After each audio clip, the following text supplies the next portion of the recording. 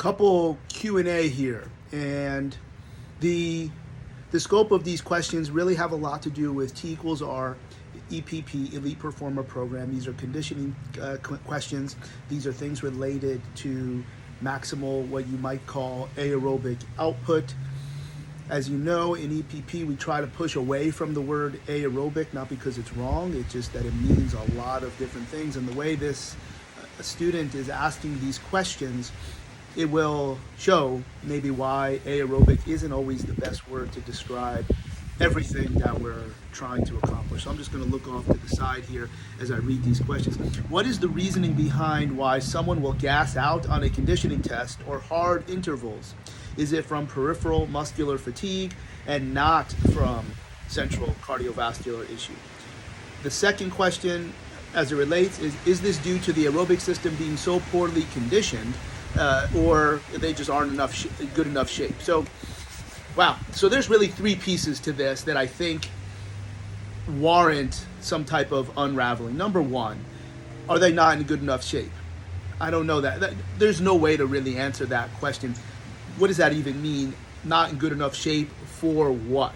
So if you expected them to complete this particular interval training session or this cardiovascular test and they did not do it, then I think that's very fair to say they were not in good enough shape, but you really don't know why. There could be a number of different things that relate to the first part of the question, central and peripheral cardiovascular adaptations, but also maybe they just didn't know how to do the test properly.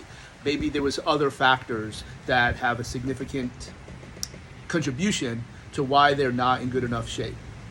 Is the aerobic system? Well, provided that their test is primarily aerobic, which almost nearly any, and not nearly, all repeat tests are limited by the aerobic system.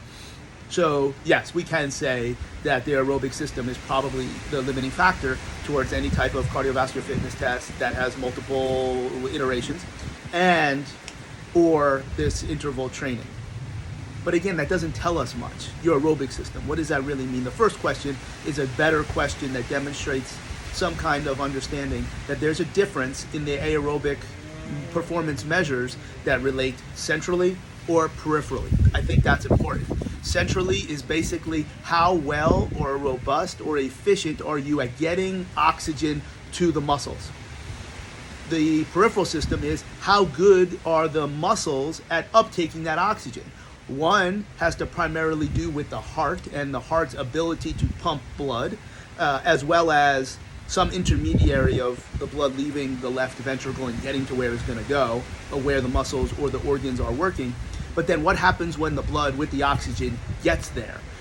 That's a completely different set of physiological parameters that really involve the mitochondria. So those are two different ways. So now here's a very easy way to answer that first question. Number one, did they gas out or not complete this interval training session because they told you that I had nothing left, my lungs were in my chest, I couldn't breathe, I couldn't get another breath, there was nothing I could do, but I kind of felt like my muscles wanted to do more?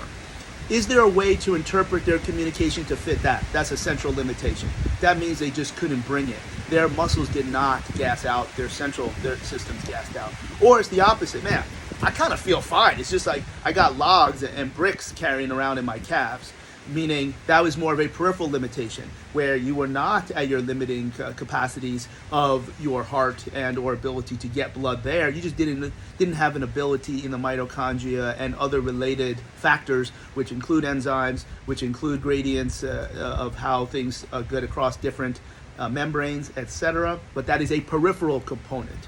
How good was the muscle at using the oxygen? I guess another factor could be if they did not perform in this test or training session at a high enough level. That can be a different factor. That does not always have to be cardiovascular, because if you need me to run at a very particular pace, but I simply do not have the force production values to get there the first time, then totally nothing to do with the cardiovascular system. So the question itself needs more context to give those answers, but very simply, central means you can't get any more breath and your lungs are about to explode.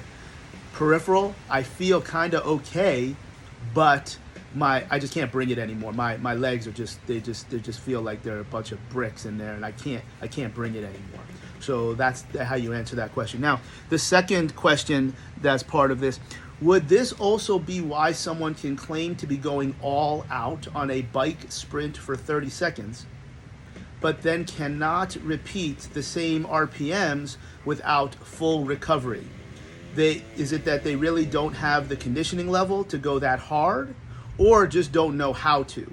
It can always be don't know how to. If you're using a lactic interval, 30 seconds is kind of in that phase. You just entered the door, you can be significantly more lactic, no question. But how do you tolerate that? That's part of this amoeba-like amorphous statement of mental toughness. How can you tolerate the discomfort of being in lactic conditions? Hydrogen ions are just floating around everywhere, like it's a big party at the club, and there's no more room in the cells, and everybody pushing out. That's that discomfort feeling that some people simply do not know what that is. They do not know how to achieve it. It feels wrong to them. It feels unsafe. Perhaps best described as nociceptive. Maybe they don't call it pain, but lots of inhibitory